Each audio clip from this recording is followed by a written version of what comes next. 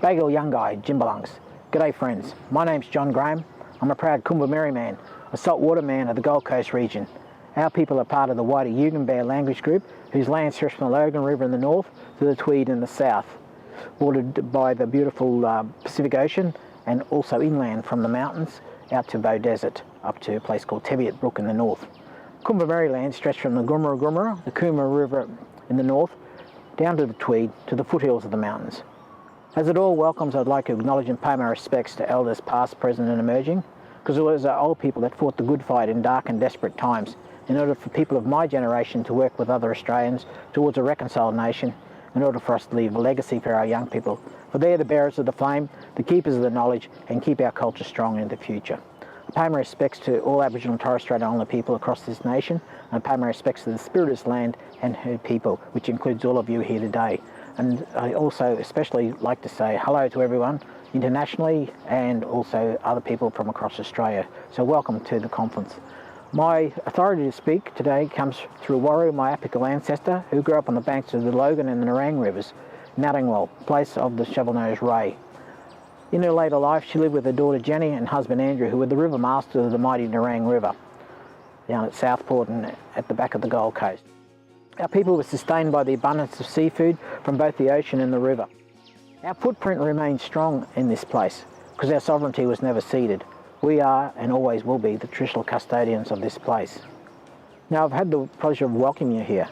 So wherever you are for this symposium, think of the place you're in, respect that place, respect the fauna and flora, respect each other, and most importantly, respect yourselves.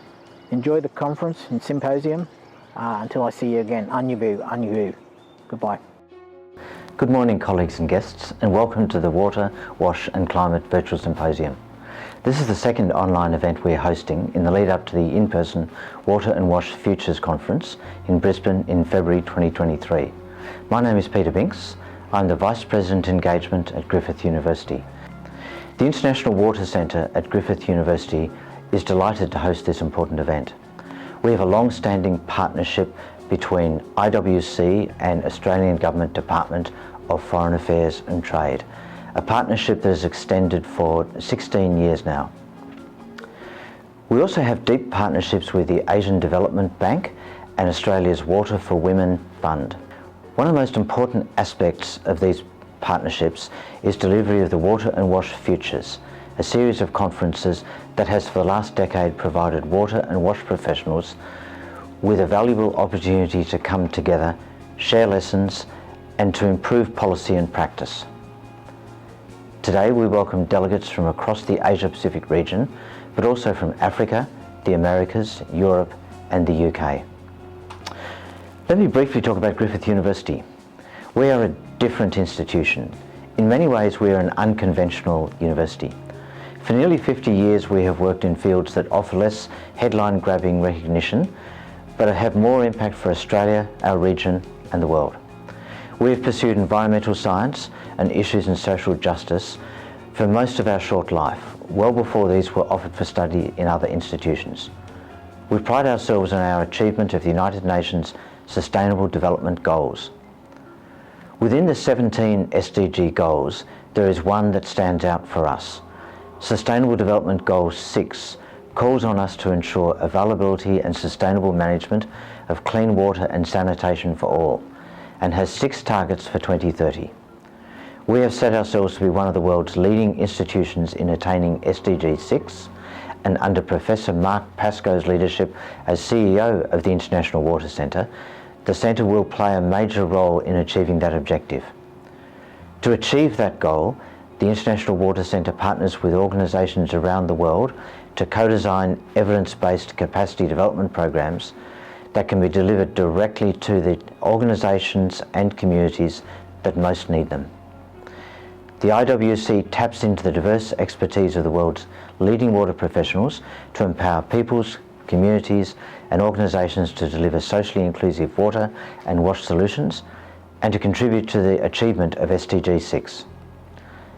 So with that, it is my great pleasure to welcome you here today to be part of this conversation, and I would like to acknowledge the contributions that each of you is making to help solve these issues of inclusive water and wash futures in the context of climate change.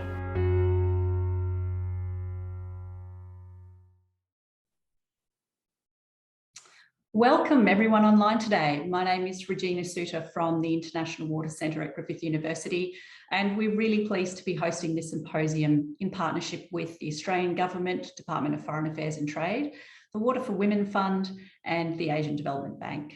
I would also like to recognise our sponsor, the Australian Water Partnership. An event of this size, with more than 1,000 people registered to join the 10 sessions over the next 4 days, and with 110 speakers sharing their work, this is not possible without a very active and engaged committee like ours, and I would very much like to recognise and thank them for their efforts in pulling together this really, really great program. We will get going in just one moment. First, I just want to mention a couple of housekeeping items. Many of the sessions over the next 4 days will be run in Zoom webinar, including this panel session now. During these sessions, we encourage you to ask questions of the speakers. You can do this by writing these in the Q&A box, and you'll see a button to access the Q&A box at the bottom of your screen. When you do write your questions, please do include your name and your location. Lastly, all of the Zoom sessions this week are being recorded. So if you do not consent to being recorded, please just keep your camera and your audio off. Now, I would like to introduce you to open the symposium to Peter O'Connor, who's the Director of the Water Security Section of the Australian Government Department of Foreign Affairs and Trade. Thank you, Peter. Thanks very much, Regina. I'd like to start by acknowledging the traditional owners of the lands from which I'm joining you today. I live and work in Canberra, which is the capital, Australia's national capital. The traditional owners of the lands of this region are the Ngunnawal people. They've lived in this region for countless thousands of years prior to European settlement, and they still live here today, contributing to the vibrancy of the Canberra community. I pay my respects to their elders, past, present, and emerging. So on behalf of DFAT, the Department of Foreign Affairs and Trade, welcome to this 4-day Water, Wash and Climate Symposium. We're excited to be bringing people together from across the world to discuss these critical issues. I was just looking at the chat box, and I see that there are people stretching from Africa through to South America and dozens of countries in between. It's just fantastic to see people from all around the globe tuning into this. This symposium is really timely. COVID-19 continues to put pressure on health and economic systems and societies. This reminds us that while some countries have opened up, many people continue to face challenges in accessing safely managed water, sanitation and hygiene services. And of course, there is climate change. Water and climate change are key development, foreign policy and security issues for Australia and our partners throughout the region. The new Australian government has made a commitment to taking an ambitious and constructive role in international efforts to combat the climate crisis. Climate change, as we all know, it primarily impacts through the water cycle. That means it increases the variability and the intensity of water and weather-related disasters like floods, droughts and cyclones. It also reduces the certainty around water resources and everything that water underpins. Things such as health, food security, livelihoods, economic growth, and of course, social stability. Climate change also compounds existing inequalities and it creates new inequalities. The International Panel on Climate Change Working Group 2 recently noted that globally, the greatest risks to attaining the global sustainability goals come from risks to water security. So we're excited to be delivering this important event in partnership with the International Water Centre at Griffith University, which is a long-standing partner in delivering these WASH Futures knowledge events, as we call them. The Australian government has been a long-term supporter for these WASH Futures forums. The goal of these events has always been to bring people together, to learn from each other's expertise and to learn from both successes and failures. So I'd really encourage people not just to listen to it, but where possible, participate where you can in these forums. We look forward to hearing from all of the presenters and the participants about how we can collectively work to create change. I'd like to acknowledge and thank our lead partners for this symposium, the International Water Centre at Griffith University, the Water for Women Fund, and of course the Asian Development Bank. I'd also like to thank our gold sponsor, the Australian Water Partnership. Without all of our partners' support, this event would not be possible. I'd also like to acknowledge and thank the Water and Wash Futures Committee, who have put together a really fascinating program of sessions with very diverse speakers from all over the world, really. You'll hear perspectives from Pacific, from Asia and beyond, and from early career professionals through to preeminent experts. You'll also hear from speakers across water resources management and WASH and related sectors. I hope you find the symposium sessions interesting and informative. I also hope you make new connections to help create change. So I'd now like to introduce Bronwyn Powell, who will be moderating the panel session. Bronwyn is a practitioner academic bridging practical and research spheres in international development, water, sanitation and hygiene, and integrated water resources management.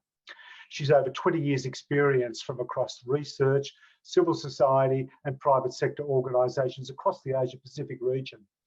Bronwyn's a senior project manager at the International Water Centre. She's the team leader of the Asian Development Bank's Pacific WASH Technical Assistance and a founding member of the Australian WASH Reference Group. I can't think of a better person to be moderating the opening panel of this conference. Welcome, Bronwyn, and over to you. Thank you so much, Peter, for that kind introduction and welcome. And welcome to all of our participants joining this opening panel session from right across the globe today. I would also like to start by acknowledging the land and the people from which I'm joining. That's the Turrbal and the Yagara people in Brisbane, and pay my respect to their leaders past, present and emerging. So while we're all still in this new COVID world of online gatherings, meeting this way does have the benefit of being more accessible for anyone to join, though I'm sure, like me, many of you would rather be meeting face to face. It does mean that we can have many more participants, and I'm astounded by the number that Regina mentioned, over 1,000 people over the course of this week, which is really exciting.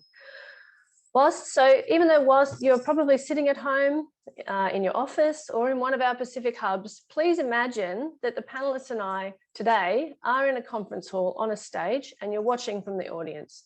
We do want it to feel that way, as though it's a live thing and we can have that kind of interaction.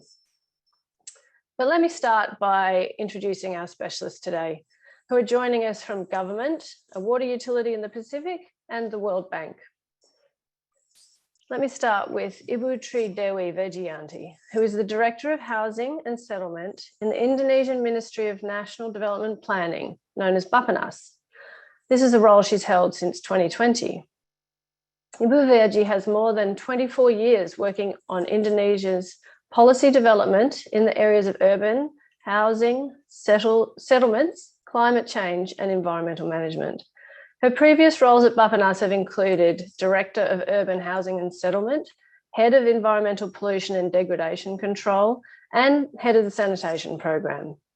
Ibu Veji trained as an environmental engineer at the Bandung Institute of Technology, and then went on to complete a Master's in Australia in Environmental Management and Development at the Australian National University. Thank you so much for joining us today, Ibu Veji. Next, I'd like to introduce Dr. Rajit Ojha. He's the Section Chief in the Department of Water Supply and Sewerage and Management, Ministry of Water Supply in the Government of Nepal. Dr. Ojha has worked in the WASH sector for 15 years and leads the Institutional Support and Service Advisory Unit and National Management Information Project. He manages the national MIS for the ministry, a system which is the monitoring and evaluation system for SDG 6 in Nepal, and also acts as the decision support system for local governments and service providers. Dr. Ojha is also the Chief of the National Water Supply and Sanitation Training Centre in Nepal. He's an engineer with a Master's in Water Supply Engineering from UNESCO IHE in the Netherlands, and also has a PhD in Water Governance, Groundwater and Water Pricing from the University of Yamanashi in Japan. Thank you so much for joining us today, Rajit. Let me now introduce Mr. Kembo Mida, our third panelist. Mr. Kembo Mida Jr. is the Chief Executive Officer, CEO, for the Chuuk Public Utility Corporation, or CPUC, in the Federated States of Micronesia, a position he's held for the past 4 years. CPUC is responsible not only for water and sanitation, but also for power in Chuuk. Chuuk is a state that has 40 municipalities located on 40 different atoll islands, so over a vast geographic area and a lot of sea space. Mr. Mida is from Chuuk himself, but trained as a lawyer at the Western Michigan University in the United States and was an attorney for 10 years prior to becoming the CEO of CPUC. Mr. Mida also owns a business that operates a hotel, restaurant, office spaces and apartments in Chuuk. Thanks so much for joining us, Kembo. To our final introduction, Virak Chan. Mr. Virak Chan is a water resource management specialist at the World Bank's Group Water Global Practice, based in Cambodia in Phnom Penh. Virak has over 12 years experience in WASH and water resource management in the Mekong region and is currently team leader of the Mekong Integrated Water Resource Management Project and also the Cambodia Water Security Improvement Project. Virak has 3 master's degrees, one in integrated water management from the University of Queensland in Australia, and also one in business administration and another in development management from Cambodia. His main areas of expertise are capacity building, private sector development, project management, and policy. He's also very committed to building capacity of the new generation of Cambodian water leaders and founded the Centre for Sustainable Water, a non-profit organisation, in 2017. Thank you for joining us, Virak. So I think I've now introduced all our panelists. It's absolutely a pleasure to have you all with us here today. But first, I'd just like to set the scene, adding a little bit to what Peter O'Connor has already painted as the picture for us now with climate change in the water sector. In the Intergovernmental Panel on Climate Change 6th Assessment Report released earlier this year, scientists have warned that the globe is perilously close to tipping points that will lead to cascading and irreversible climate impacts. The severity, increasing frequency, and intensity of events is something we're witnessing now and something that will worsen as some levels of global warming are already locked in now. In Australia, we've had, in the last 3 years alone, catastrophic bushfires, record-breaking temperatures, and devastating floods. We know that all countries are facing some level of impact and that the situation is particularly dire for our Pacific neighbours. Reducing fossil fuel emissions and reaching net zero are of the highest priority. The IPCC also reported this year that to keep within 1.5 degree warming this century, global greenhouse gas emissions need to peak before 2025 at the latest and be reduced by 43% by 2030. To achieve this will require a massive transformation in our economies and societies. It certainly is heartening that at our latest federal election here in Australia, it's now being called a climate election, with citizens electing representatives that have climate action at the top of their agenda. I personally hope this signals Australia becoming more of a leader in the urgent climate action we need within Australia and through our aid program and overseas to tackle this crisis. But as a gathering of water resources and WASH colleagues here at this conference, we all have a role ensuring our sector does everything it can to reduce emissions and mitigate against worsening impacts. There is already a lot of focus on shifting to renewable power in water and wastewater operations, a transformation that's already well underway in many utilities. Recent research led by Professor Barbara Evans, a previous facilitator of this conference, points to a higher than previously thought contribution from sanitation, especially on-site systems, to greenhouse gas emissions, especially methane. And methane is a gas 4 times more potent than carbon dioxide. In addition to mitigation efforts, it's essential that water management be part of all discussions about climate adaptation. This is because climate change impacts are felt through the hydrological cycle, through storms, through floods, through droughts, through increased intensity of rainfall, just to list just a few. Water is also an essential resource and enabler for countries and their communities, as Peter mentioned, for economies and ecosystems, and for health. The critical position of water in and for adaptation is increasingly acknowledged in countries' national action plans, nationally determined commitments, but much remains to be done to elevate the importance of water in the global climate adaptation dialogue.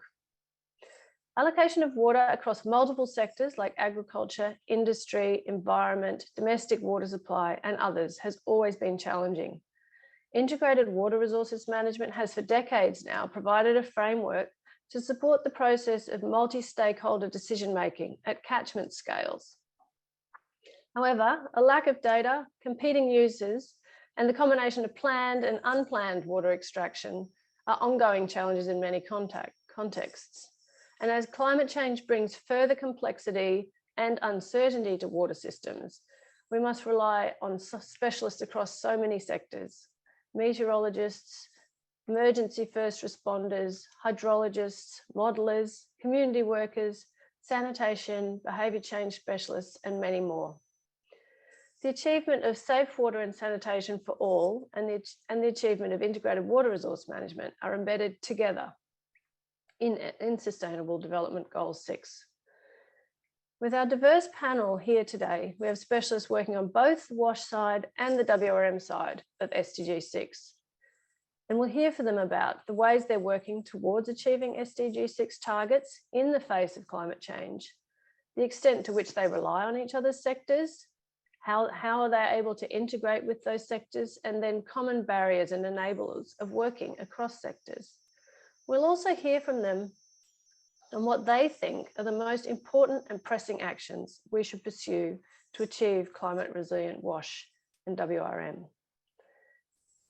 So I'll have a bunch of questions for our panelists today, but also urge you, if you have questions for our panelists, please do put them in the chat. That will be monitored, and we will have a chance for question and answer towards the end. But to get us started, we know that each of you panelists is coming from a very different context and socio-ecological setting and zone. I wonder if we could start with each of you illustrating for us where climate change poses the most serious risks to WASH services and water security, and which populations are most vulnerable and what support do they need. Perhaps if we could start with you, Ibu Verji. Thank you. Thank you, Bronwyn. Good morning, everybody. Good greeting from Indonesia. I'm in Jakarta, one of the most vulnerable cities in Indonesia for climate change and other disasters. So talking about climate change and WASH, we need to see the climate change impacts first before we are trying to assess how big is the impact to the WASH sector. For Indonesia, Indonesia is a bit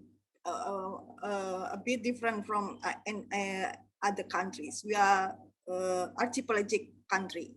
We consist of more than 16,000 islands, big and small. So we have a very big water actually, but it's salty water mostly. The projection is that we will have increasing,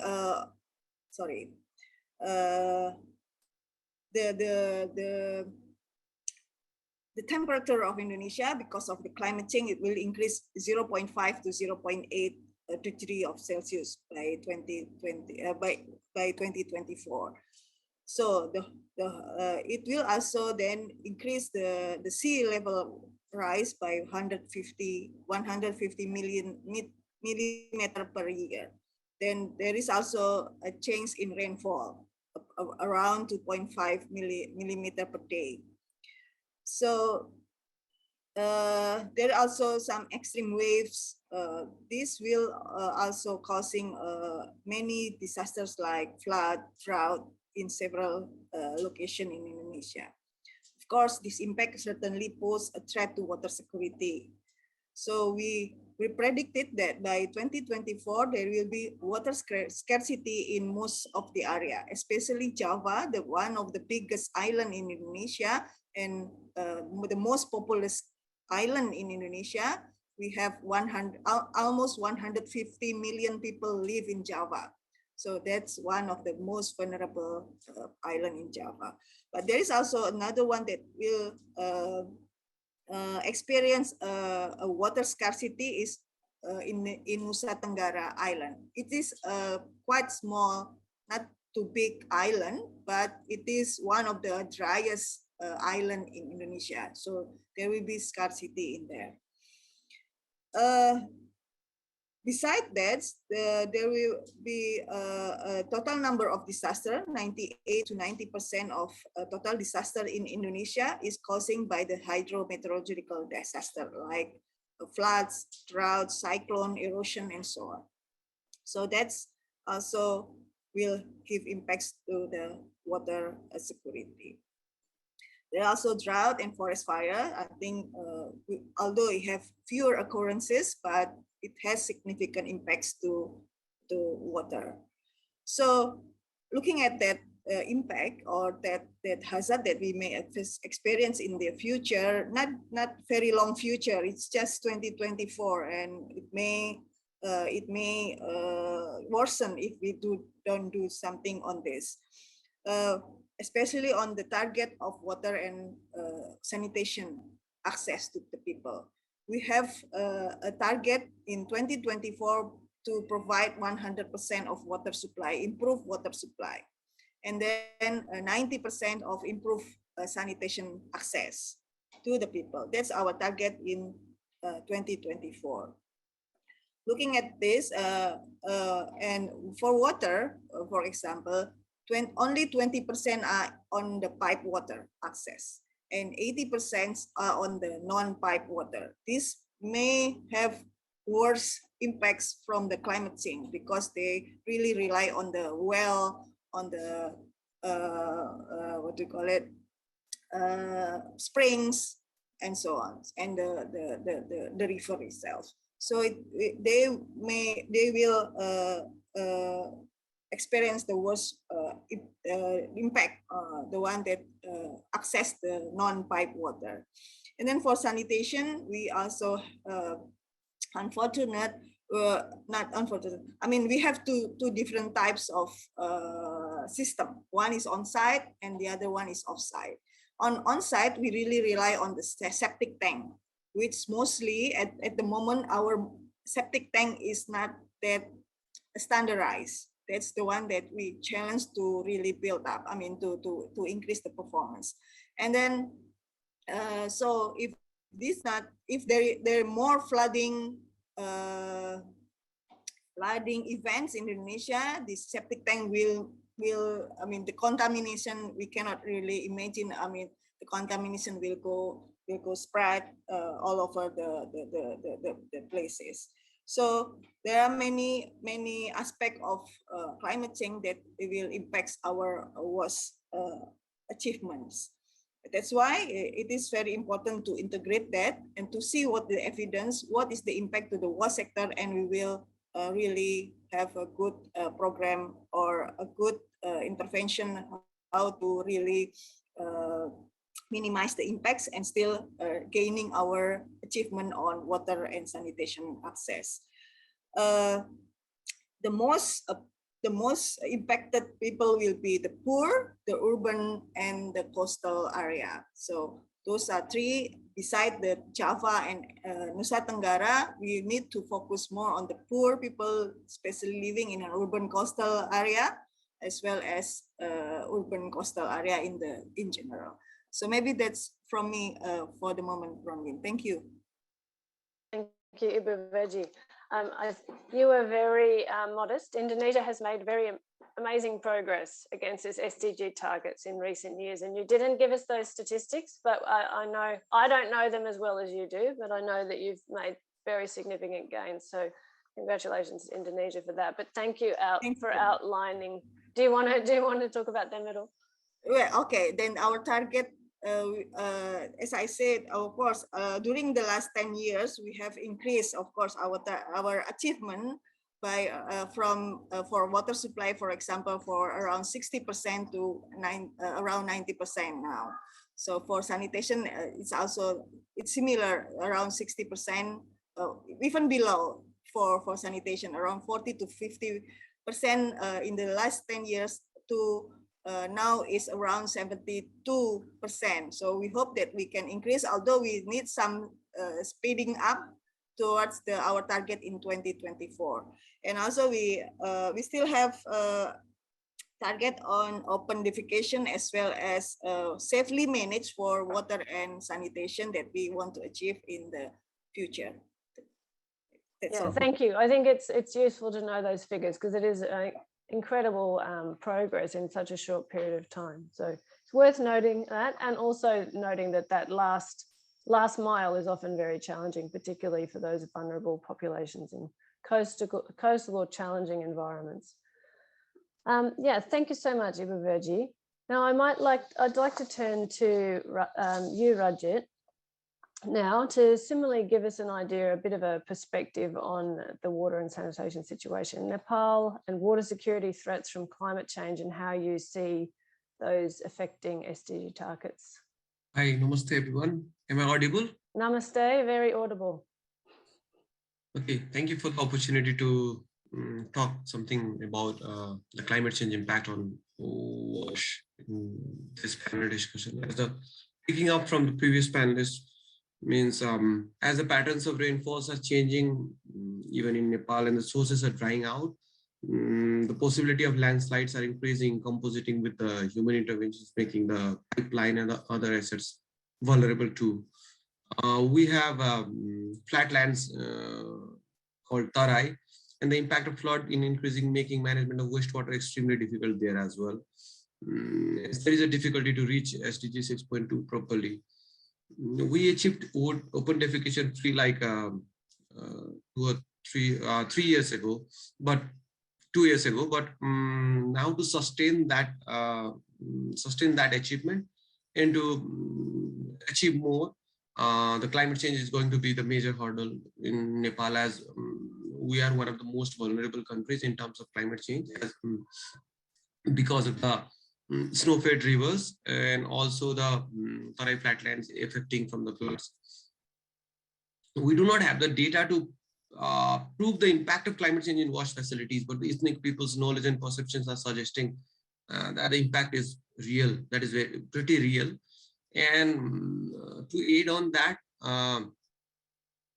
the most vulnerable population that we are talking about, let's say if they are in mountains, so the population is scattered, and as the sources are drying out, we have to reach to them through the pumping of the rivers instead of going to gravity-fed system. So if you notice properly, previously we were using the gravity-fed system, so the operation cost was lower for the vulnerable population. But now the affordability thing is going to change after it goes back to the pumping. Similarly, if we see from mitigation point of view, the energy cost is going to be higher now. So the impact will be unfolds. So basically, if we're talking about the climate change, I think the impact on the vulnerable population is going to be more and more because of the unseen situations coming up, more vulnerability and more risks coming up. So that will impact the achievement of SDG goals. It will impact the financing of the SDG 6.1 and 6.2 and all WASH services, because to build the resilience, we need to invest more. So the impact will be unfolds. Thank you very much. Thank you, Rajit. I just wondered if you wanted to take this opportunity to describe the work that you're doing with your the National Monitoring Information System and how that's working. We're at the local level, collecting the data, feeding it into a national system and providing that back for decision making. I think that's a interesting model and good for people to understand this, how that can be useful and the scope of it. Yeah, right now what we are doing is we're trying to localize the Sustainable Development Goal 6.1 and 6.2 through management information system called WASH, National WASH Portal. So what we are doing is we're taking the inventory of all the water supply systems and sanitation systems inside the WASH system and trying to see how much of the investment will be required to achieve SDG 6.1 for water supply services and 6.2 for sanitation services. But looking from the climate angle, what it will do is it will give you the inventory of the water sources. So on the longer run, we'll know what kind of impacts there is on the water sources and how much is the weightage of human intervention and how much is the weightage of climate change on those sources if we do the analysis properly. So similarly, it will also give us the idea about the vulnerabilities of the assets, such as like pipelines from the landslides and possibility of how the climate change is impacting the WASH assets. But to do that, the coordination of the intersectoral coordination is quite important in terms of data sharing. I'll give you an idea. For example, like the rainfall related data is with another ministry, which is handled by Department of Hydrology and Meteorology. Similarly, the land use data is with another ministry.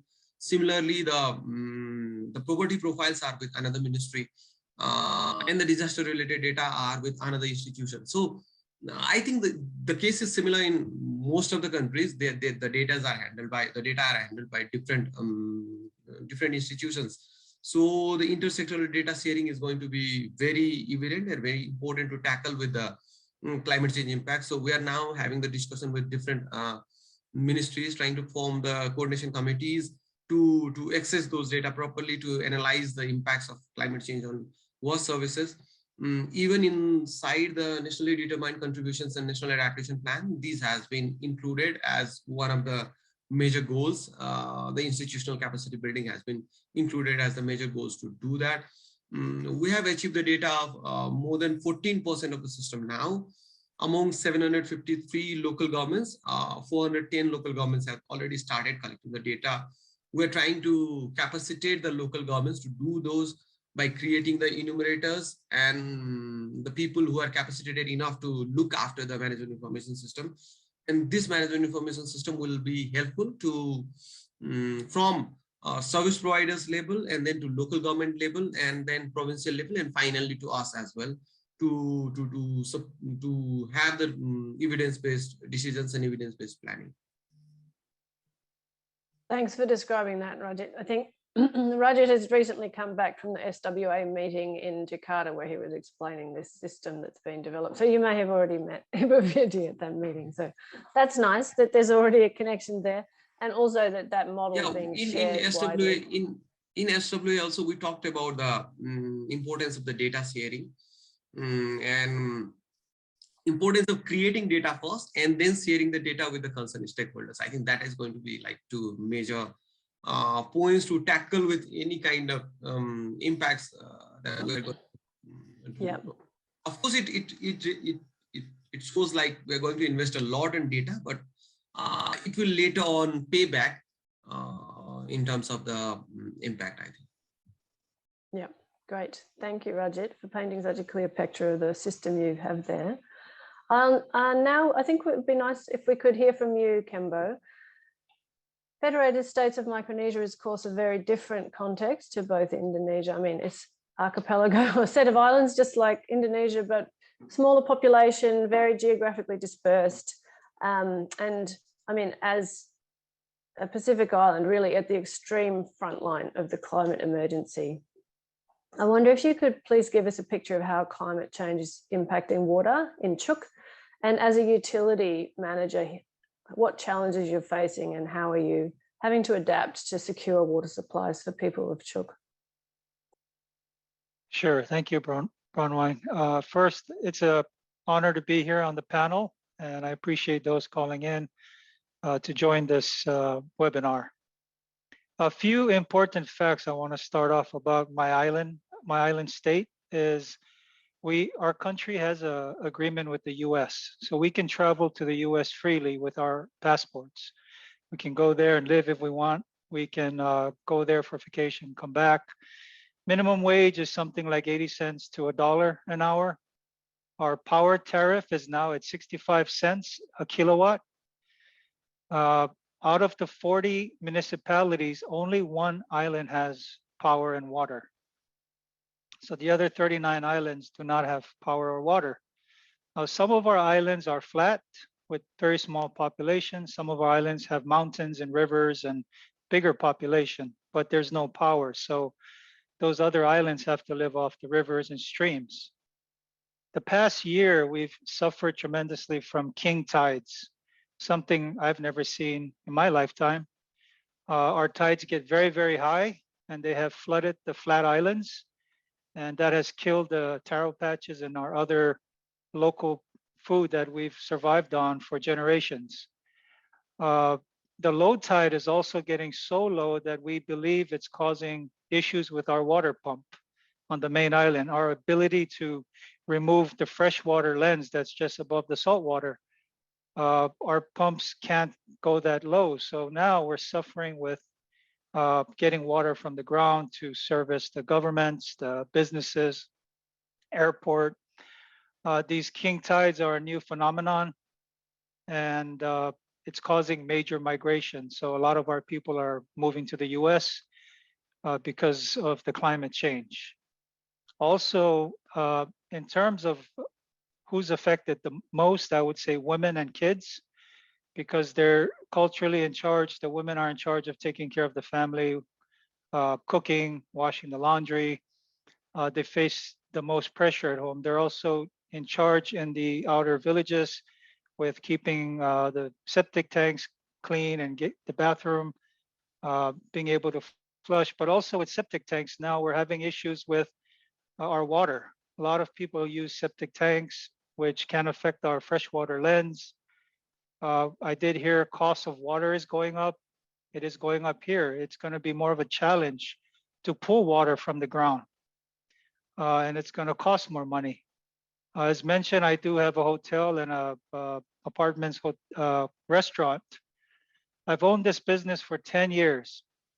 The first 5 years, we lived off of the rainwater. We were not connected to the utility water because every year it was seasonal, our rains. We could fill up our tanks. We didn't need utility water. In the past 4 or 5 years, it's literally impossible to live off of rainwater. And a majority of the people here use gutters. So you catch the rain, you put it into a tank, pump it into your house. People can't survive anymore off of the rain. And we also have noticed in the past 2 to 3 years, the rain is we either go through a drought, major drought, or we experience very heavy rains for short periods. And what happens with the heavy rains is we don't have the capacity to hold those water, both from a utility standpoint, private sector business, or residential. Also, with these heavy rainfalls, the water tends to go right into the ocean. It does not seep down into the freshwater lens.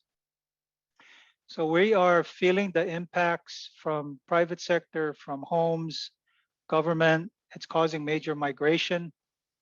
One of our main resources in our country is our oceans. So we sell our tuna. I think our country is the size of the United States. If you look at our ocean, something like that, just to give you a picture of how big our ocean is. Now, these ships that come in and catch our tunas need water. I mean, they have to bunker at the ports. If they can't get water, we can't supply them the water. How are they going to catch our fish? So water is affecting every facet of our state and our country. And I've noticed in the past several years, it's becoming so desperate, and it's not only affecting women and kids. Even we have a small middle class here, but I remember when we had a drought 2 years ago, I didn't have water for my kids and my family and our business. And when you get educated in the US and come back home, you really try your best to help your own people. But I wonder at what point do people like even myself say it's time to move to the United States because we can't live without water. And that's a very, very scary dilemma to face when your generations and generation of your people have lived here thousands of years, and all of a sudden we can't survive anymore. Thank you. Thank you, Cambo.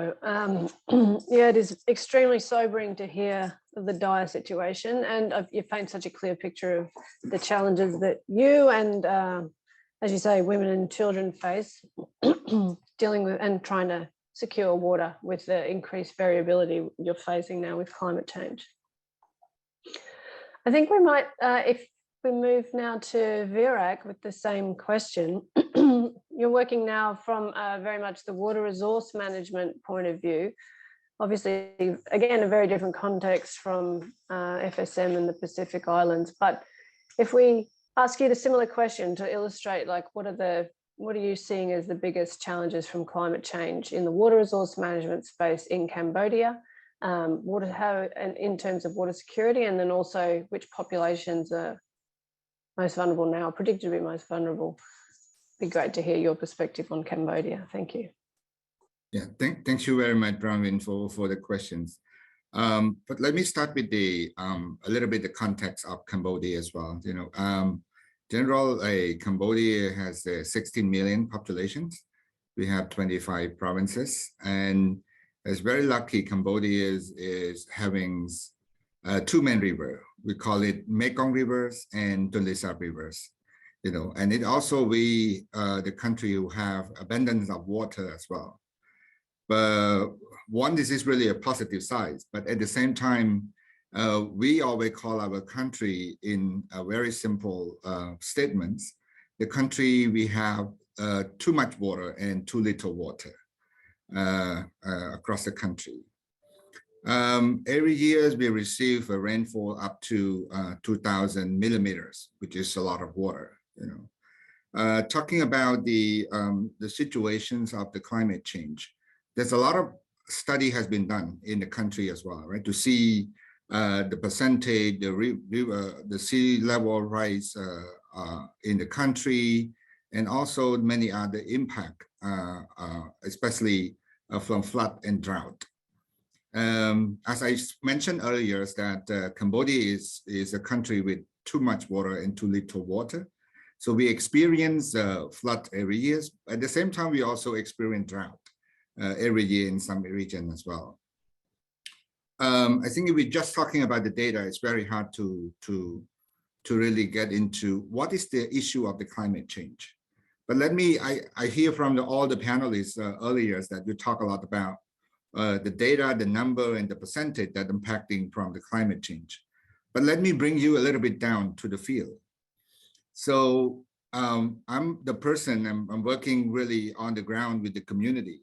So when I travel to the community, to provinces, I always hear and listen to the challenge that the people, the water user, I call it water users, reported and told the story about what happening in the last 5 years.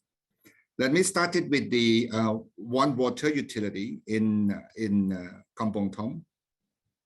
So in the last 5 years, they have enough water source in order to supply for the water supply treatments. They can supply the water to the population up to 5,000 households, 24/7 services, right? After the last 5 years, they told me about the issues that they now facing. The water in the stream that they extracted for as a raw water to treat and supply to the household become a challenge for them. So especially the volume and the quality. So then the way how the service have been going down is they're trying to reduce the productions capacity. So it's mean that the service also reduced from 24/7 to 12 hours per day or 18 hours per day, depending on the volume of water. So this story is really give us a shock in terms of the evidence of the climate change, right? So realizing from the story from the ground is more important. It is important also to talk to the policymakers, because normally the policymaker would like to hear the data But I think the story from the ground is really give them a heartbreaking information so that they need to take immediate and urgent actions. The second story about the climate change, as I told you earlier, we have Mekong and Tonle Sap River, which is quite abundant of water. But in the last 5 years, there's a huge report from the media and from the people who live along the river as well. They see a big change in terms of flow in the Mekong River. So we just got a lot of high flow in the past, high rainfall in the past, but the last 2 or 3 years, we found that the Mekong flow is getting lower and lower. And the Mekong really play a very important function to fit the biology in biodiversity in the Tonle Sap basin as well. So that low flow has created an issues of the people living there. It's number one. The person who affected is the fishermen, right? So when they got the low flow and the inadequate water in the basins, the fishery sector also impacted, and the fishing activity also going down because they could not really fish the amount of fish that they used to fish in the past. And this also leading to the challenge of the impact of their livelihood too. The other issue are the vulnerable people, also water and sanitation user as well. If you are talking about water and sanitation user, you are talking about water supply, right? So they don't have enough water to use and to supply, for example, as I would say, 24/7. And even the underground water, the groundwater table is going lower and lower. That is also a challenge in most of the well that was already built in the last 4 or 5 years. They cannot be used anymore. The other vulnerable that is very important in Cambodia, as so you know, that is a country who rely on agriculture. So many farmers has been affected because they could not really have enough water to irrigate their rice field and some other crop as well. In the last 2 years, there was an event of El Nino. The government issued a statement to not allowing the farmer to do the cultivation in the dry season because they want to save the water for people. So these are the pictures of the climate change impact. But again, I think I have to go back to telling the story from the ground. It is more touching that the policy should know and take into account. And the vulnerable people are the advocates for the issue of the climate change. So this is very important to drill down what are the story, what are the case study of the climate change issue impacting those people. I stop here. Thank you. Thank you, Virak.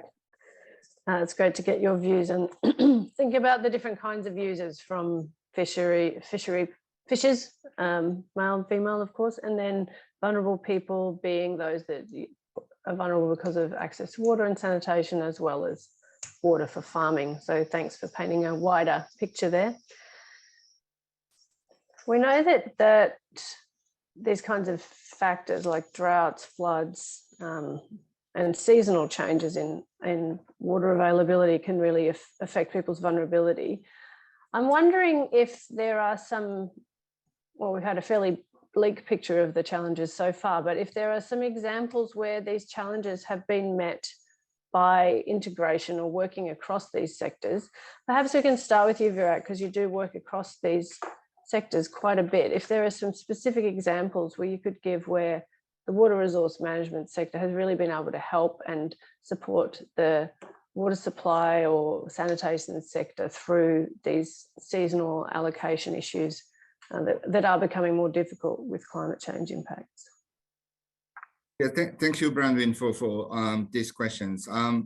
So let me introduce me a little bit. I'm not just only right now, I'm right now a water resource person, but it's been in the water sector for more than 10 years as well, working with Bronwyn and many other people in water sector. Actually, I miss water sector, but You know, when I started the work on the water resource management, I could see that the two elements should not be separated. It have to be connected, the dot, in the aspect of WASH and water resource management, right? So if you talk from the angle of the water security, you know, we have talking about the three things: quality, quantity, and reliability. So if we are talking about quantity, so the quantity of water for whom? Who are the water users, right? So the challenge so far that I, you know, shifting from WASH to water resource, I found there's a lot of disconnections between the two sectors. Give the example, for example, in Cambodia, the ministry working on the water resource management, they mainly focusing on irrigations and also the storage for agriculture's farming only, right? While the whole catchments, there's a number of other water users that also very priority to be used, those water too. So this connection is creating more challenge in terms of coordination. At the same time, they are also facing the impact from the climate change too. So what would be the solutions? So far, I don't see any systematic solution yet. But let me give you an example of informal solutions. I just had the discussions a few days ago at the Cambodia Water Policy Forums, which was hosted by Cambodia Water Association and Australian Water Association. I was one of the panelists as well. So when we were talking, we bring the water sector people and the water resource people, sector people in the room. I could see a lot of finger pointing in terms of where's my water? You have the responsibility to supply me water. But then I have my own view. I have my perspective that needing water or demanding water, you have to really, as a water user, to understand how much is your demand as well, right? And then more importantly, for the supply of the water, they also need to understand who are the water user and how much water each user need in order for them to coordinate and then find way to compromise. And this leading to a joint or integrated investment plan of the two sectors. There's an informal example I spoke earlier. There's a good example. This is very positive. One of the utility in Battambang province, one of the Cambodian populated province, the Department of the Water Resource, they build a weirs upstream, or the storage reservoir upstream, and they also have a gate. While the downstream, there's a water utility who need about 80,000 cubic meter per day of water, raw water, in order to supply to the treatment. In the past, they never talked together in a sense because the Department of Water Resources don't know how much water that the downstream water utility need. You know, one day they come back to come out together to sit at the coffee shop, and they have a chat. The guy who are from the utility talked to the provincial Department of Water Resources, saying that I don't have enough water to treat at my utility, to supply to my utilities. What could be the solution? This is a question asking to the provincial Department of Water Resources. The water resource departments have no answers because they don't know how much water do you need. But at the end of the conversations, they come up with the ideas and they do the rough calculation. The solution should not happen to scientific at that stage. They just have an envelope calculation, how much water do you need and how much water that they can release to downstream.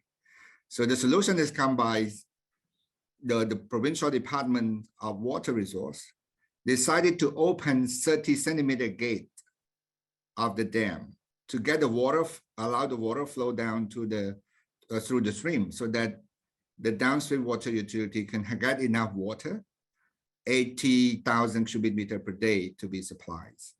at their treatment system.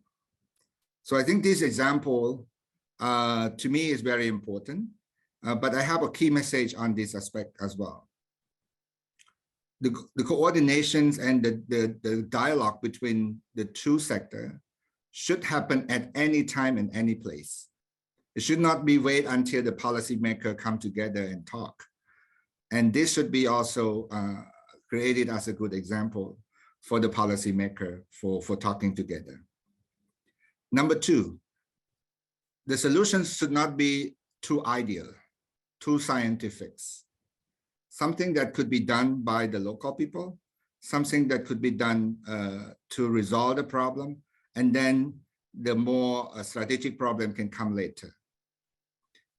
The third one, understanding that the supply and demand is also very crucial. So the supply side should understand the demand side, and also the demand side should also understand the supply side, so that they can compromise each other's and trying to find the collective solution. But for the futures and long-term aspect, they should have more integrated water governance policy and also integrated investment plans, so that they can compromise and inclusive for wash and water resource and water security sector. I stop here. Thank you. Thanks, Virag. I wondered, Vijay, if you had anything to add to what Virag was just saying around the use of stories and affecting policymakers and also supporting local solutions, and how you might, for example, for the national government side and through the tiers of government, support that kind of problem solving. Okay, thank you, Bronwyn. Thank you for other speakers as well. It gives me more insights as well on the more important issue and important strategy that we need to do.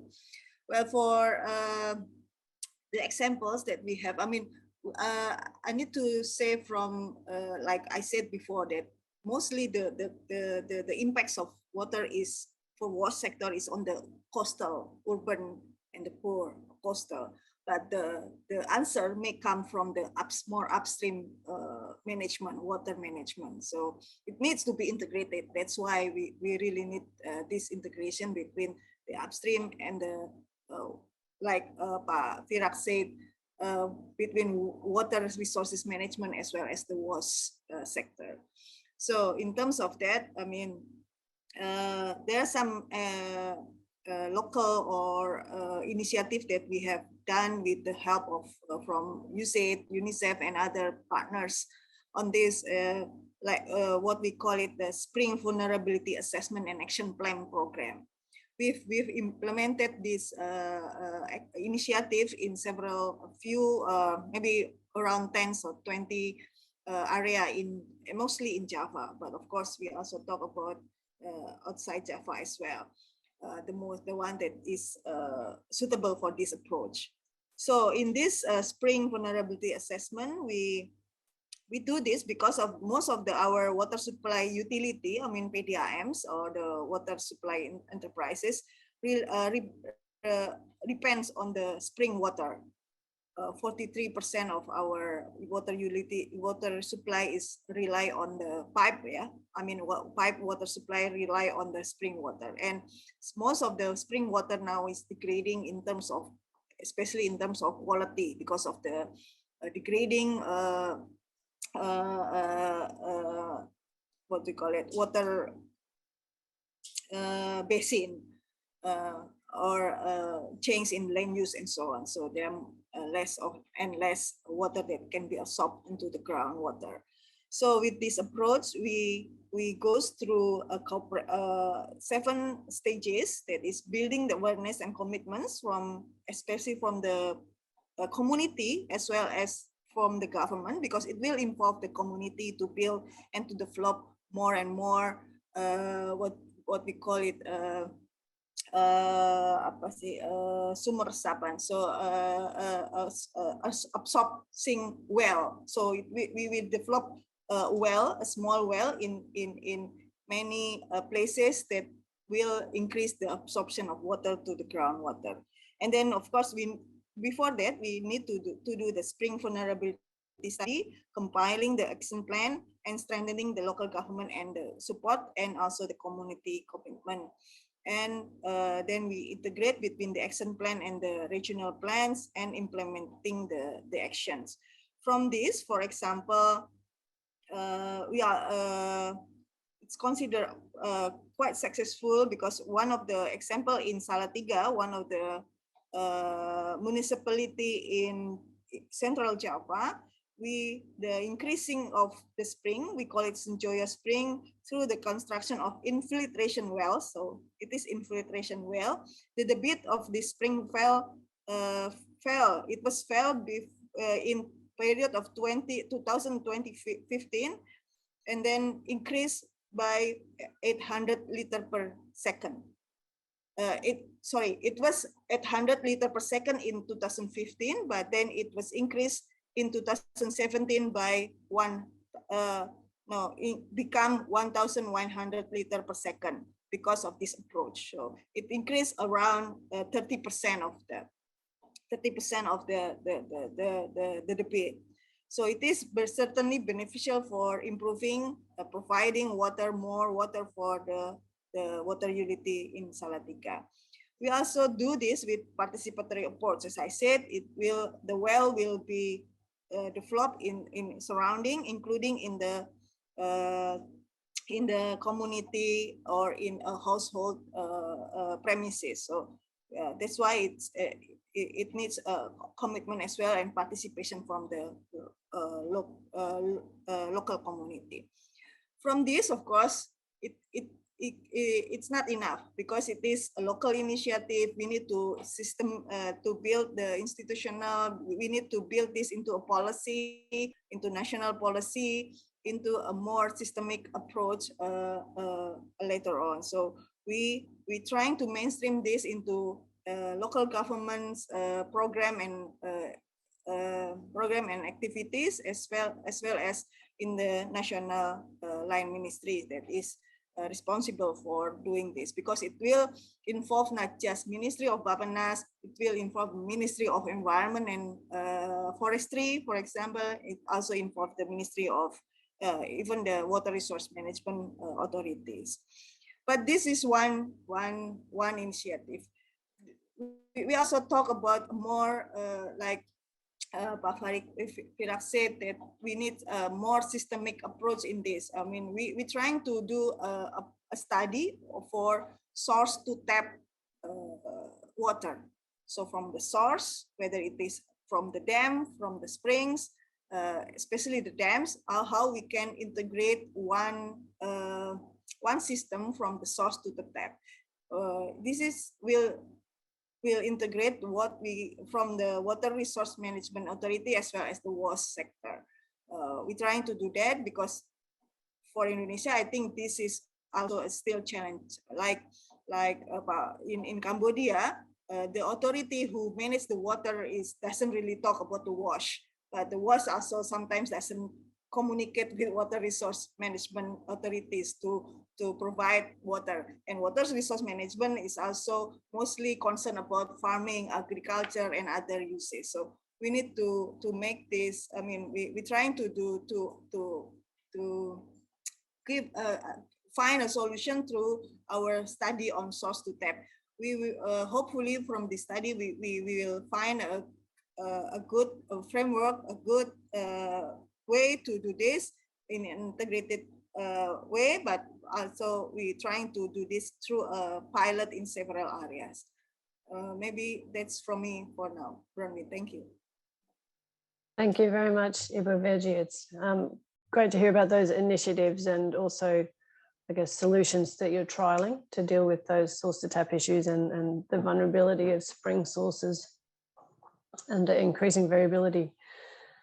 I wonder, Rajit, if you had anything to add, maybe on that you mentioned before about the integration, and it's particularly around data collection, but if you see that kind of integration across the sectors in any of the actual supply systems or in sourcing or securing resources for those populations.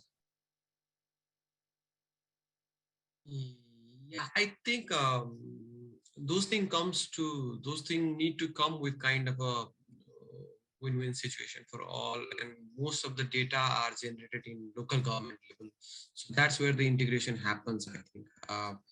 I'm not sure about the other countries, but we have like 753 local governments where the water resource initiatives and WASH are given as the priority to those local governments. So local governments holds the both responsibility, but they need to be aware about what will happen if they start collecting the data. So, and these data will feed into the policy cycle later on. So if we can come up with the incentives for the local governments to collect those data, those day-to-day data, and in some of the cases, we can layer those data to get the information, get the analysis on how we are going to do the things. For example, the local government may have the poverty profile, may have the wash related data, but they don't know how to layer those to identify the vulnerable population that are going to be affected from the climate change. So somehow some kind of analysis inside the available data and the need of generation of data needs to be there to create the impact, I think. Similarly, I was getting a lot of questions on how to identify the climate change impacts versus the other impacts on the wash sector. Means is there a risk of taking the non-climate change impact as the climate change impacts inside our system, the non-functionality issue, whether that non-functionality is because of the climate change or because of other reasons. So for that, I think research and development institutions come into places. We need to have government need to have kind of a bridging mechanism with the academia and research and development, so that the policy could well reflect the climate change impacts, the vulnerabilities, rather than taking all non-climate change impacts also as the climate change impacts, so that the focus on climate change will be limited to climate change only, rather than going to the whole non-functionality issues that may be the management problem and other problems as well. Thank you, Rajat. I agree on your point about trying to find the win-win solutions, and that, you know, potentially there's data or information being gathered through one sector that's very beneficial to be shared across many. I wonder, Cambo, I mean, you're working in a much smaller government context in FSM, but to what extent are you connected with the other sectors and sharing information? And I mean, in terms of collaborating, where do you find you're able to do that best from the utility perspective? Yeah, thank you, Bronwyn. So I saw in the comments about international support and capacity building, which I think will relate to the question you've asked. Our utility did receive upwards of 30+ million for new water project here in our state. Just to give you a picture, our state only has 60,000 people in total, and living on the main island, 15,000 people. So to get 30 million is quite a bit of money to bring water to the total population on the main island. Only about 40% of the people on the main island have water. But with this money from Asian Development Bank, we are able to do a lot of local capacity building, which is extremely critical. And we've talked about data. It's really hard to make decisions on dealing with issues if you don't have data, historical data, current data. And the only way to do that, in particular today with the COVID, we've been shut down for 2.5 years. We're still shut down. You can't come into our country unless you go through quarantine 20-some days. So I haven't left my country in 2.5 years. What that has led us to do is capacity building for locals. Let's do things like survey capacity. How do you gather these documents? How do you save these documents? We looked at technology. We produce 20 million gallons a month on our island, and we lose 10 million. That's 10 million gallons a month or 100 million gallons a year, either leaking or being stolen. So before locals, and these issues I talk about are going all over the Pacific Islands, low minimum wage and high tariffs and water leaks. Before we can resolve these issues, we have to identify those issues. What are causing these problems? And we need the help of capacity building, not only with the locals, but technology. So now we have other experts that are helping us. They want to put in zones, for example, smart meters. We have 3 or 4 different meters now. Some are 10 years old, some are 5 years old. They're different types. It causes a lot of confusion.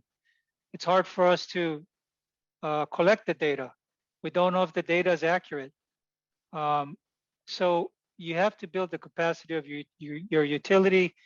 We do have to grant funds. We've received over 50 million in grants over the past several years. And in order to get the grants, you also have to be able to paint your picture, but you have to also connect this to the benefits of the donors. So for the US, for example, migration is an issue, and the US doesn't want people migrating to their country.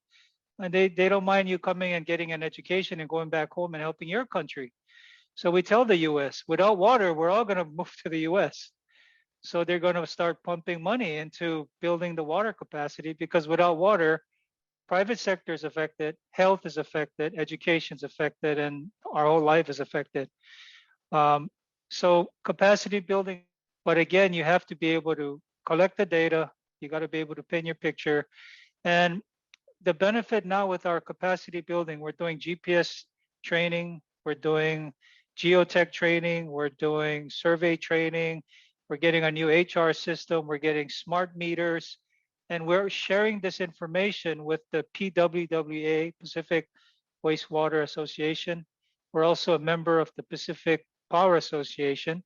So we share information with the other utilities. So we also talk to the donor partners like ADB, World Bank, SBC, EU, and we tell them that as we build our capacity, we're sharing this with our members, because they're all going through the same challenges we are. And the bottom line is we have to compete for these grants. And so at least if some of us get more grants than others, we still have this line of communication to share the information, the capacity building, which helps us in conserving water, public education, public awareness. So sorry, I'm throwing a lot of things out there, but I believe what we're going through now, we're able to share with our other utilities. And I think several years from now, once we're able to conserve water and educate the public, the bigger question will be what happens when there's not enough water, even with conservation, even with technology. And we have started looking at desal. We've got all this ocean around us, but how much is it really to convert ocean water into potable water? You then start facing challenges like environmental challenges, disposing of the salt that's left over, the cost of the power to turn water into ocean water into potable water. Can we afford it? Can we maintain it? It's very expensive to change filters and maintain these desal machines. So then now with these grants, we're able to look at options that may apply down the road, which we wouldn't have because we don't have the money. We're a developing country and we live off of our grants. And so we are now looking at potential answers in the future, which is desal, because at some point, I think we're going to get to a situation where population's too big, there's not enough water under the ground, and it's just a fact. So we're going to have, and rain will slow down. So we have to look at the ocean, but is that really a realistic option? I don't know the answer. Thank you.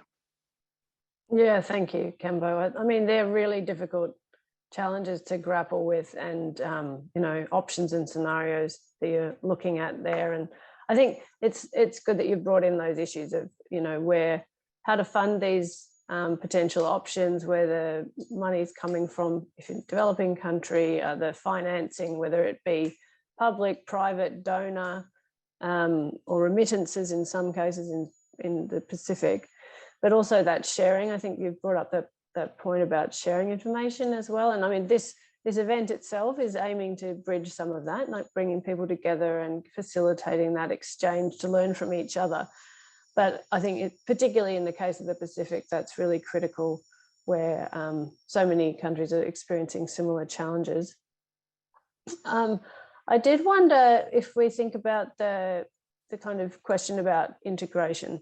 Like I raised at the beginning, and we know that there's so many challenges that we're facing, and that climate change emissions and reducing greenhouse gases and the mitigation side is really up there as well as far as urgent action.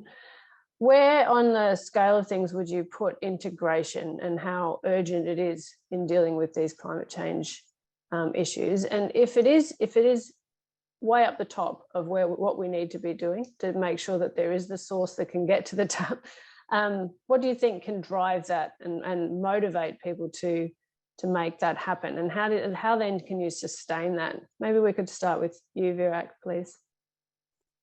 Yeah, thank you, Bronwyn. I think this questions is very valid for the situations right now and more in the futures too.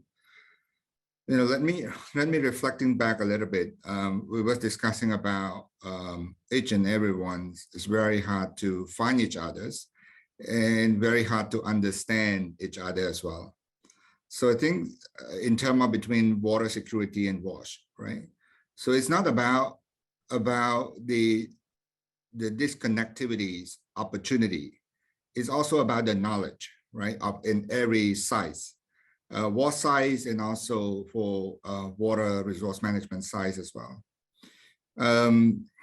I've been working, as I told you earlier, working in WASH for 10 years. I've been involving a lot with policy dialogue, behavior change, infrastructure aspect as well.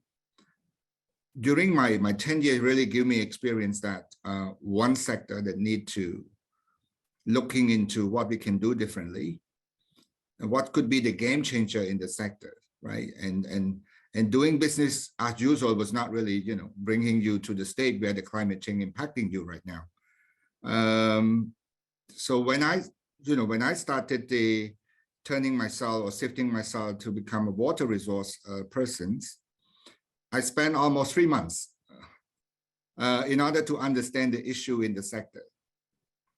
Not doing anything, but trying to really learn what's happening there, In order to bring everybody on the same page, I started lay out the plan to just telling you about the story, how we are trying to coordinate and engage the sector from a different angle. So so when I start, I would understand that there's a lot of misunderstanding and uncoordinated in the sector.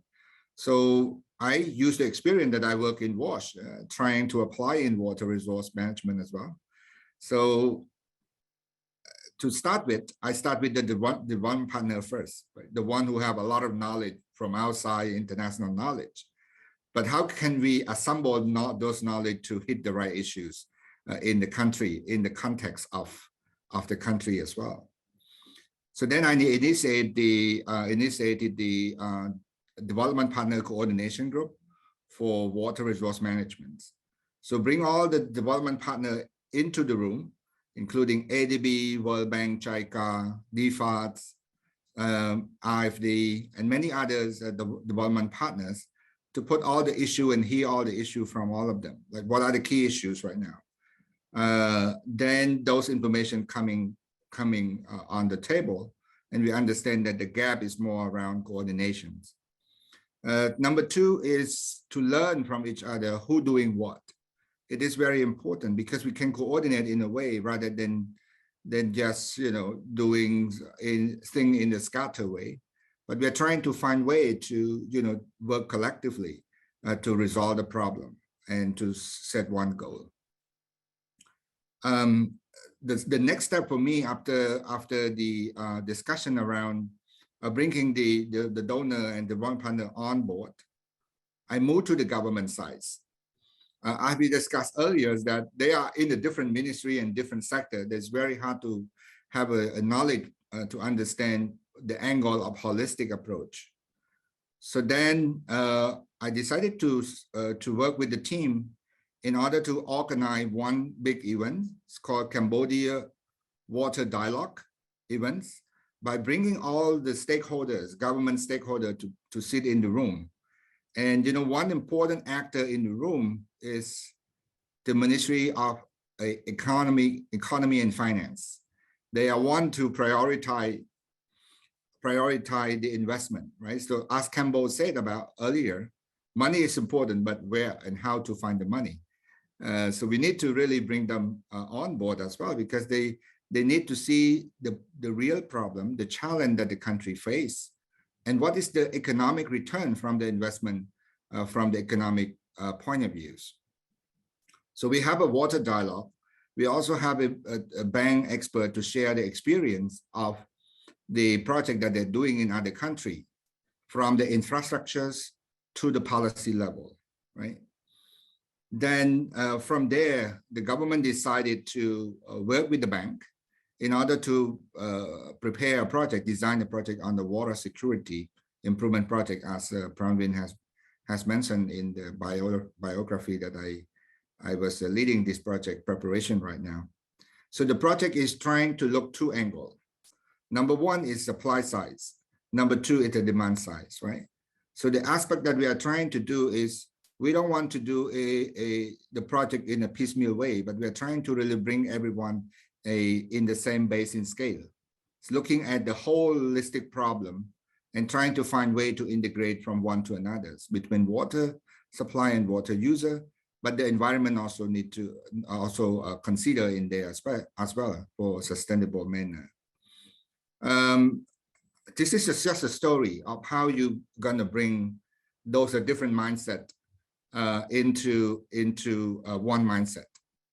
And as I said earlier, doing business as usual is not really effective anymore, but it needs to be more transformational. More transformational. And then, you know, when we designed this project as a concept stage, there's a lot of colleagues commented that this is too ambitious projects to achieve. But the things, to me, I just responded back that I think this is really a golden opportunity to apply an approach called one stone hit many birds. So we want to use the resource that could really cover the things together to address the water security for different water users, but at the same time to set a model for sustainable water management as well, with the integration approach. So I think this is really the story that we should start with. And then more importantly, I just want to add there, policymaker playing very important role, right? They are the one who see the problem, but at the same time, they are the one who buy in the solution and the problem altogether. So the funding would come whenever they see this is really the urgent action, the urgent need for the country. Thank you. Thanks, Virak. I mean, yeah, it's good to hear how you've taken and gathered all of the different stakeholders along that path from, I guess, the donors and development partners through to the different ministries in economy and finance, as you mentioned. I wonder, Ibu Viji, from a planning perspective and a policymaker point of view, what do you see, and from your many years of experience, actually are the ways or incentives, or I guess if it's not an incentive, way of forcing different stakeholders to work together around a common goal? Like, what do you find are the most successful approaches? Yeah, well, coordination, collaboration, integration is not an easy task. Yeah, we can say we can try many approach, and it may result different things from one case to another case, and to one aspect to another, and one location to another. So it is challenging. I mean, how we can integrate between the what I call it upstream to downstream, and all aspects surrounding it. But there are drivers on this, of course. I mean, we need to show what is the impacts on both sides. If we don't do what we need to do, I mean, and especially in climate change, it will be the impacts on both WASH as well as water resource management. And then we from there, maybe this evidence again, data will help us a lot. I mean, in convincing those stakeholders. I mean, the stakeholders in this water and wash. How altogether the impacts of climate change will, for example, consequences to the economic sectors, to the economic sectors in the whole, within because of we don't do anything in water resource management as well in the wash sector. I mean, this impacts not just for the wash, but it may also have impacts on the agriculture that is providing by the water resource as well. So we need to see the balance again. What is available, what is needed needs to be balanced and give the maximum impacts on all impacts, economic impact, social impact in all aspects. That's, I think, the data, the evidence need to be there, and see how the consequences in both aspect, in both component. I mean, water resources as well as waste. And then hopefully from there, of course, then we need to show it in real thing. I mean, in real case, by doing the pilot. As I said, we are going to do the source to tap study. From there, we will show how the integration will give more benefit to all, and we can also handle the climate change impacts in this. I mean, mainstreaming it, and then we know how to tackle climate change in a more integrated way from source to tap. Of course, this need a policy framework after that, and again, clarification of institutional responsibility for each. I mean, the WASH institution, the water resource management, and strengthen coordination across cycle.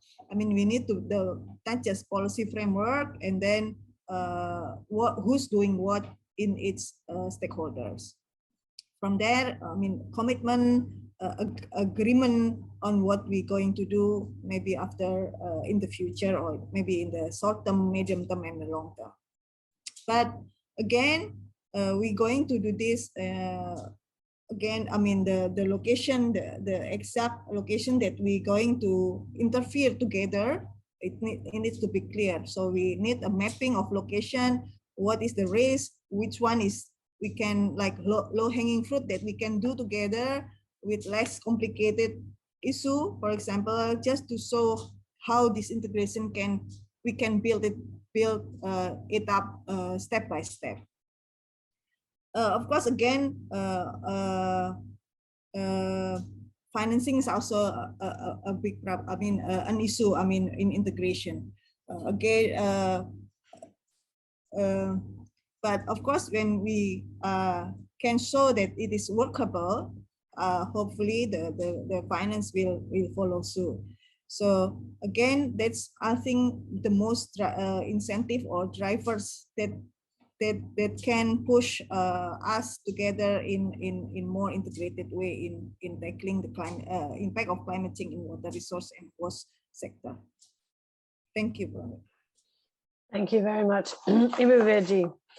Now, we will go to Q&A very shortly, but before we do that, I wondered if each of you could give me just your three, from our discussions, what would you take as your three takeaway messages? And if someone says it before you, just say you agree, but if you had to try and distill it, what would you see as the most urgent tasks ahead in securing climate resilient wash for all? If you could just give us three snappy points, and then we'll move to the questions from the audience, of which we have quite a few, which is excellent.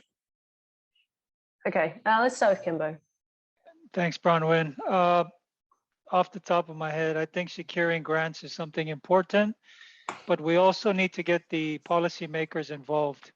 I've been CEO for 4 years, and although we've obtained tens of millions of grants and have tried to get the public policymakers involved, many times they're just not interested, or they ask the wrong questions. They look for the wrong information, or they're reactive instead of being part of the process, they're very reactive. So if there's a water shortage, for example, it's all a blame game. So the way to resolve that is you have to do your very best to educate the politicians. It's very difficult, but you have to do it because without them, you just can't get grants and you can't get the right board members on there. And then when management has to spend a lot of time and energy dealing with politicians, it takes us away from grant writing and keeping operations going and building capacity. So for me, I'd say continue to obtain grants and try to keep your policymakers, real close to you as you try to tackle these issues. Thank you. Thank you, Cambo. Sorry, only two. No, that's good. Clear message. And Rajit, from you, 3 top takeaway messages.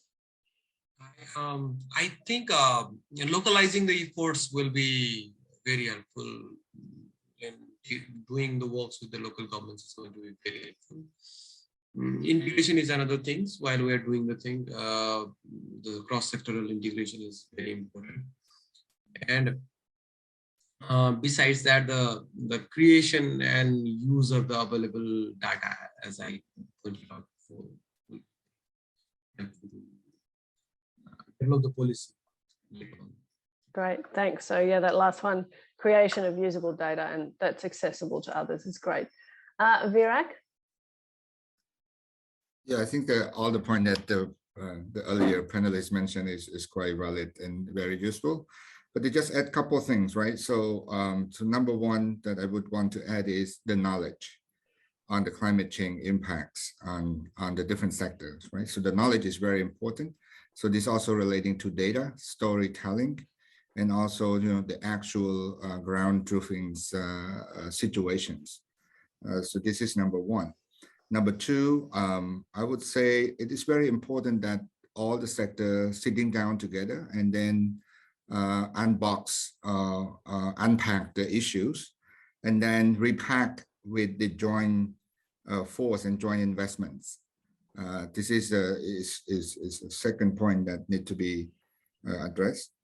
Number three, for the case of Cambodia, we need a game changers or change makers, right? So who should be the change maker for the country and for the sector?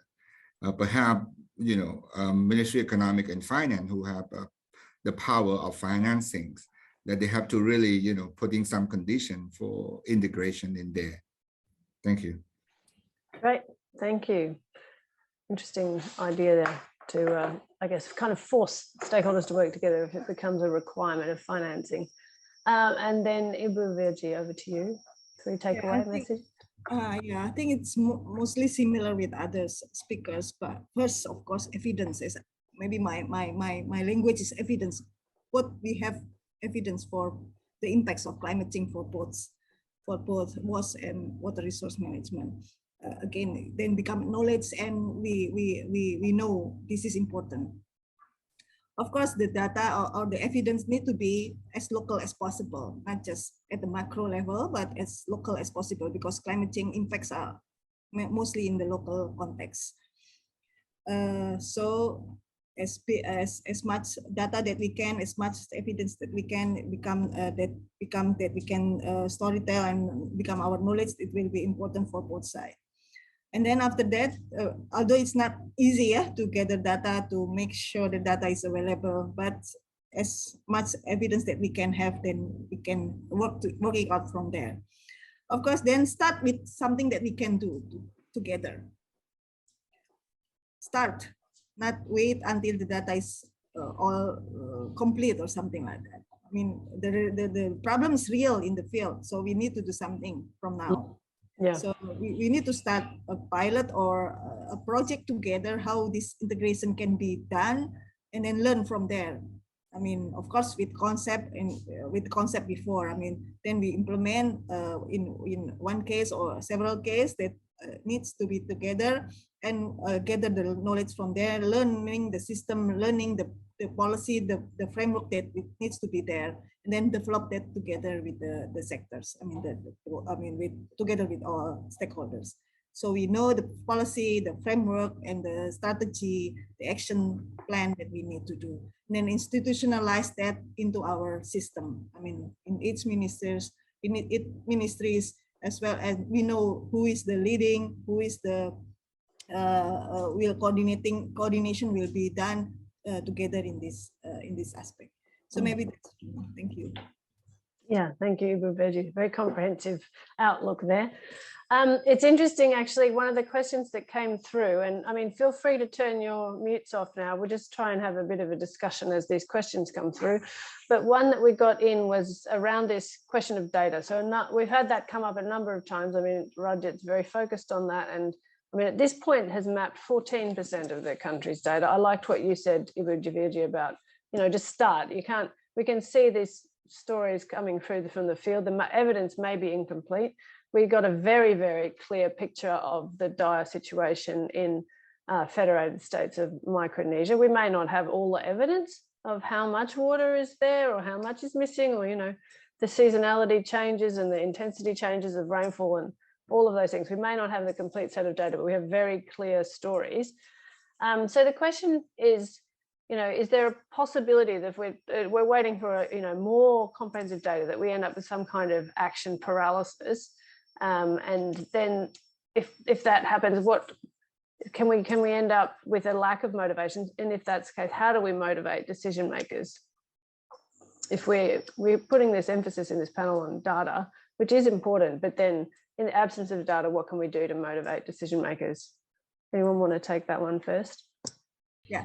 So I think showing the impacts, I mean, the impacts, although we don't know what the impacts coming from, I mean, just the impacts, like the economic downfall, the flooding, the casualties in the disasters, and then the water that is decreasing day by day and so on. I mean, that's the evidence. I mean, the things that we can put in our to give the advocation to the decision makers, and then we need to do something. Then we can start something in one or two location, on 1-2 cases, just but doing it together with the water resource management and water sector. Great, thank you, Baburji. Yes, Rajat, your hands up.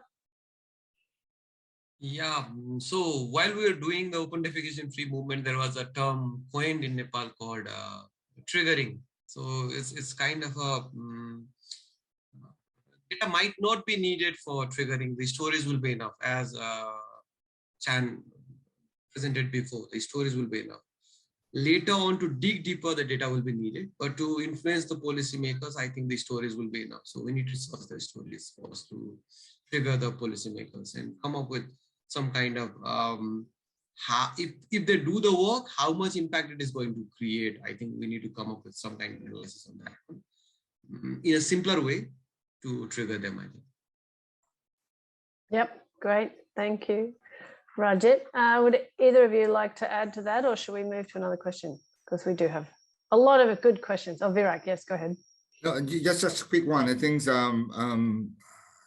we can talking about proactive and reactive approach, right? So if the case had happened, I think we don't need to really have a full data set in order to inform the policy, but you need to really take immediate action to resolve the problem and to rescue or to save the life of vulnerable people, right? So this is really important. The second point for this, I think we have to use the approach called seeing is believing. I think many policymakers just sitting in the capital city and never really go to the ground, having a dusty boot and whatsoever. Let them bring them to see what actually happening on the ground, so they can get this, they can get the information and sympathy and come back with the idea of how they can help the people. Thank you. Thanks, Virak. We actually have a couple of questions directly for you, Kembo, which I might ask you now. One of them is, you talked about capacity building of local people and being able to manage the systems. The question is, what type of capacity building, what types of capabilities and skills are needed in water utilities and water suppliers to enable them to integrate climate change in their water management and operations? Well, that's a lot. Let Let me see if I can think of some of the capacity building. As I mentioned, we are switching to smart meters, which will give us real-time information on people's water usage. We're getting training on how to maintain those smart meters. Smart meters will also give our customer, our user, end users information in real time, which allows them to save water, as opposed to waiting until the end of the month and saying, here's your water bill. You can actually see in real time and make adjustments according to your water usage. We're also, the smart meters allow us to collect data in real time. We don't have to go out to the communities and read meters. That causes a lot of takes up a lot of resources of ours. So that's going to help our ability to maintain the system and also give feedback to our customers. We are also implementing a GPS GIS system. Our utility has never had any GPS system for water. So we'll know exactly where our customers' meters are located, where their homes are located. We'll be able to use that data to find customers and identify zones. We also don't have a system where we know how much water flows from one zone to another. By putting in, I forget the name of the meter, you can actually regulate how much water goes into a zone, and you compare that with your billing, and you'll know whether there's leaking or stealing of water, and then we'll be able to act accordingly to prevent that wastage or that stealing of water.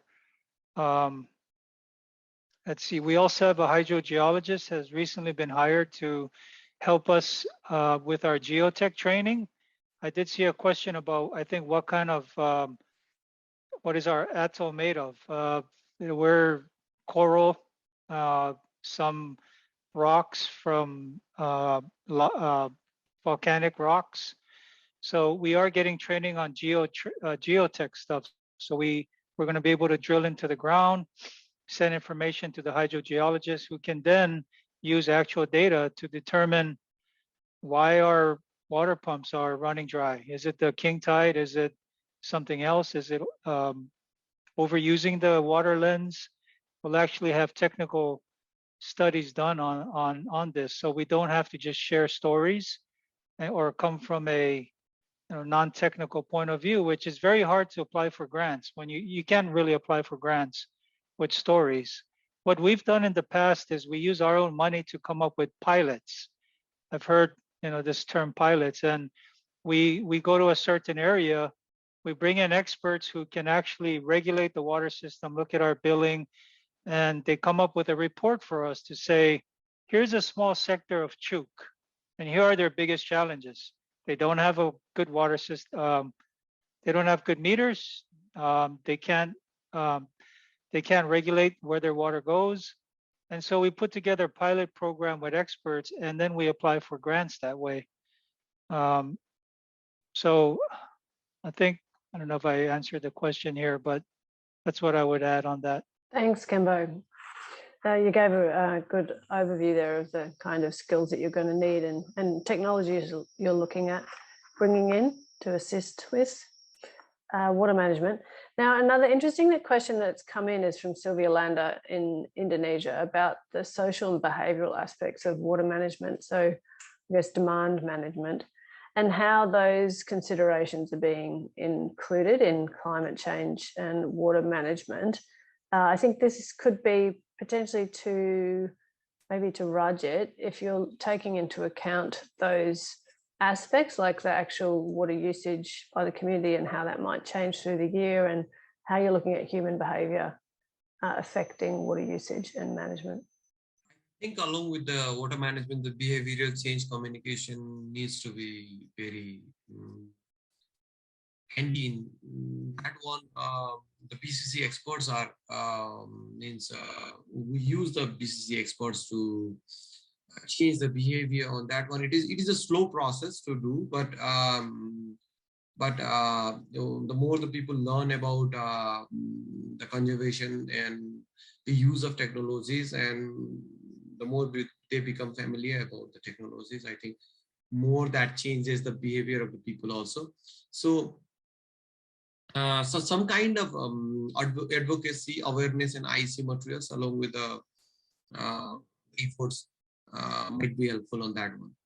Thanks, Rajit. Did you want to add anything to that, Ibu Virji, about how you can harness community behaviours to conserve catchments or even water within systems? Yeah, I think especially in WASH sector, community behavior is very, very important. I mean, the demand management is for us, looking at the big number of people still accessing the non-pipe water. I mean, we need to change that behavior as well. I mean, with evidence, whether it's I mean, including relating to climate change as well. I mean, they will, the most impacted people who comparing to the pipe water community, I mean, household that access the pipe water. So changing the behavior, I mean, also changing the behavior of the agricultural farmers, how they are going to do with how they are treated the water, how they use the water wisely. Of course, I mean, of course, again, we need to give them evidence that they will contribute a big contribution to the water security if they know how to use the water sustainably in the farming activities, and also in the household for water supply or water consumption activities. So again, but it is not easy to do the behavior change. We need to give them evidence. We need to involve them part of the decision makers. So they are willing, they are feeling they are part of the big system, the big impacts of the water resources and water sector. Thank you, Ibu Virji. I think we will have to leave it there. I know we could probably keep going for a long time with this fascinating conversation. I did want to thank you all for your contributions today. It's been a really great conversation to be part of. It's difficult to summarize such a wide-ranging conversation, but just a few key takeaways from me from our discussion today. I think firstly, this is urgent. You know, we need action on the mitigation side, we need action on the adaptation side, and we definitely need evidence and really hard-hitting stories to influence our policymakers and decision makers, including those that are just making the financing decisions on how we try and respond to and adapt to climate change impacts. We also know that, and a few of you pointed out, that climate change impacts are not equitable. We know that, certainly sitting here as an Australian, I know that very keenly. They're not equitable, and that we do need to really proactively address the inequitable impacts that climate change is having, and making that grant funding available, like Kimbo has talked a lot about, is really important. And that we should be able to already identify and provide support to the most vulnerable populations for WASH and water resources. And again, I think I like to end with that optimistic view that Rajit has, that there are win-win solutions across sectors, that we can find this integration that we need and to work towards solutions that solve multiple goals and to bring together people around a common goal. So, because we can't hear a real clap, I'm going to give our panelists a virtual clap today. Thank you so much. I've seen this done in Indonesia. It's really fun. And yeah, it's been a pleasure talking with you all today. Thanks to our audience for listening in, and I'll leave it there.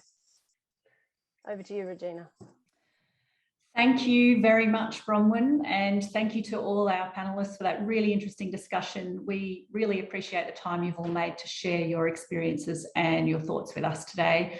For everyone else here, thank you for joining us, and I'd like to take this opportunity to remind you of the many other great sessions that are planned over the next few days, starting with the networking session that is starting right now. And can I just say, this networking session won't be like most of those that we've all been to. We are using a networking platform that will give you the choice of who you want to chat with when. So I hope that you'll come along and give this new format a try.